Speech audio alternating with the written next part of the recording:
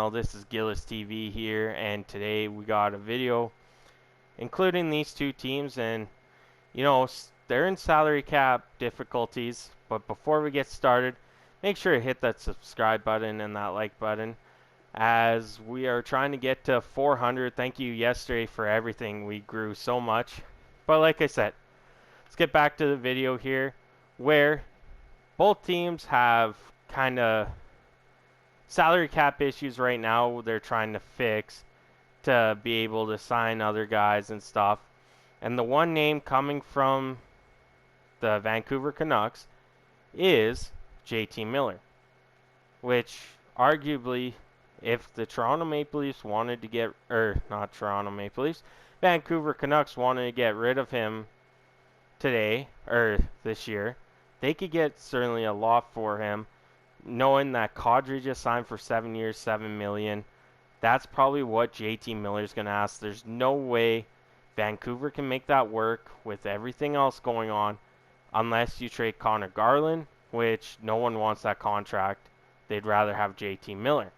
So that being said, JT Miller's name has surfaced a bit in the last few days, and one team that's looking to kind of add a forward like him is the Colorado Avalanche, which they couldn't make it work with Nazem Kadri. Could they make it work with JT Miller?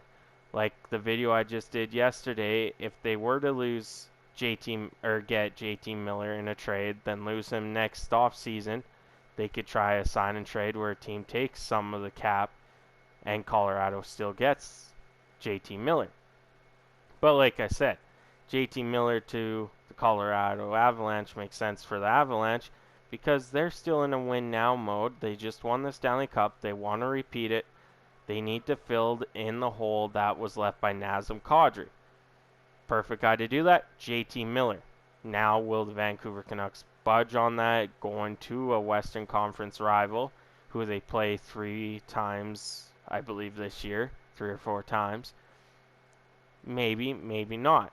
Now you got to ask yourself this too: if you're the Colorado Avalanche, would you trade a bunch of first-round pick, a prospect, probably a rostered-ready player under JT Miller's current salary cap that has term on it for JT Miller? My answer is yes. You're trying to win now. You give up everything you have right now to win now. That's how the NHL works. That's how Tampa Bay did it, besides the whole hiding Kucherov on LTIR for the whole year. But better teams always get better at the trade deadline to make a move to win the Stanley Cup. Now, that being said, JT Miller would be an excellent acquisition for any cup-running team, barring how he knows how to play, he knows how to score, and he's coming off of a really good year with 99 points. He had 32 goals, 67 assists. Year before that, 46 points in 53 games. Year before that, he had 72 and 69. So he got to Vancouver and turned his play style around and became a scoring threat, and that's going to help the Vancouver Canucks. If you're not in a playoff spot come trade deadline day, you look to move JT Miller, get as much as you can. There's guaranteed a first-round pick. There's no doubt about that. There's probably guaranteed a prospect, especially if he's at, say, 70 points in 50 games. There is a guarantee of a prospect, an NHL player with term coming back. That could be less than JT Miller, and you get a first-round pick. I'd take that trade all day if you're out of a spot. Now, if you're in a spot, then you keep JT Miller and hope you can re-sign him in the upcoming off-season or extension throughout the year for him. But then again, you need to make a trade, which is probably Connor Garland. In most cases, that'd probably be the trade to do. Now, we move on. That's the Vancouver side of things and Colorado. Now, the Montreal Canadiens. You got to re-sign Kirby Dach still. He's an RFA. What's one way to do that? Same as Vancouver. Trade salary cap room to be able to do that. One guy on this list, and I know I've had him in my last few Montreal Canadiens videos that needs breakout season, all this, but if he's not in the Montreal uniform, and that can't happen, is Josh Anderson. Josh Anderson is carrying over a $5 million cap hit right now for the Montreal Canadiens. That is enough money to sign Kirby Dach.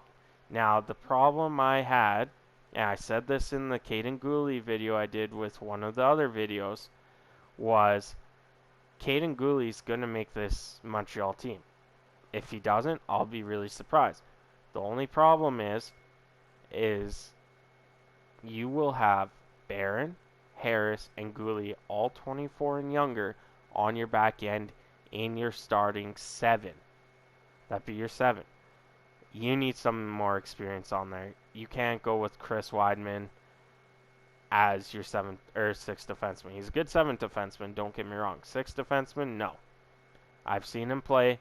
He's not worth it. That's where Caden Gooley comes in. You need someone with NHL experience to come in and show these guys how to play defense, just like Duncan Keith did with Evan Bouchard. I'm not saying go get a Duncan Keith caliber player with knowledge. I'm saying Josh Anderson to the Anaheim Ducks. Now you might be scratching your head, why the Anaheim Ducks? Well, first of all, they get a scorer on their team. Montreal wins this by getting Kevin Shattenkirk, a very NHL experienced defenseman who can help these younger guys over Chris Weidman. And Kevin Shattenkirk can play on the power play a bit. He hasn't lost touch since he came in the NHL in 2010, 2011. Gotta remember, he is only 36, I think it is. He put up 35 points last season for the Anaheim Ducks, -9. He 36 penalty minutes. He had 15 power play points. He even had a shorthanded point. He shoots a lot. This is an NHL veteran defenseman with 816 games under his belt that can come in, teach, like I said, Harris, Barron, and Gooley the ins and outs of the NHL and be really effective for the Montreal Canadiens doing so. I wouldn't do 1-for-1 if you're starting a keyboard type. Why would you do 1-for-1? No, I'd get a 3rd round pick in there, 2nd round pick, 4th round pick, or even if it was a conditional 3rd, conditional 4th, I'd do that because it's worth the experience. You clear that salary cap room, which I believe Kevin Shattenkirk, yesterday I looked, was making just under 3. So you get enough salary cap room to make it work, to re-sign Kirby Dach to that $3 million range, and you're set and golden. You also upgrade your defense a little bit. Yes, you lose some scoring, but you got Kirby Dach in your lineup now. You don't have to worry about doing that, and so on and so forth. It just would make sense to help upgrade the defense in a way that it's a mentorship too. Kevin Shattenkirk will be one of those guys that would help out with that in a sense. But this is just me rambling on. Let me know in the comments what you think. JT Miller to the Avalanche could possibly happen. They're looking for a guy like him. And Montreal needs to clear salary cap room. So how about Anderson for Shattenkirk and a pick? Let me know in the comments what you think. I'll catch you on the next one.